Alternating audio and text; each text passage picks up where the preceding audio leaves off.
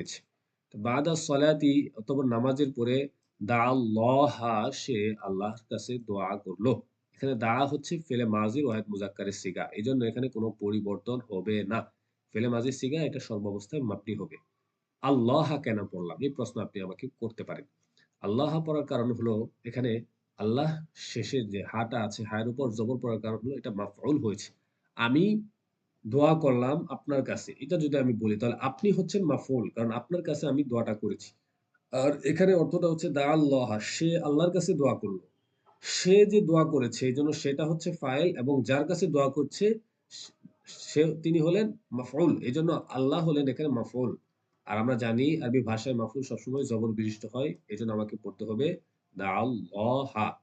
আচ্ছা। তারপরে আসেন। তারপরে আছে ওয়াশাকারা। এখানে ওয়াওটা কি? ওয়াওটা হচ্ছে হরফে আতফ। এই হরফে আতফ তার পূর্ববর্তী যে দা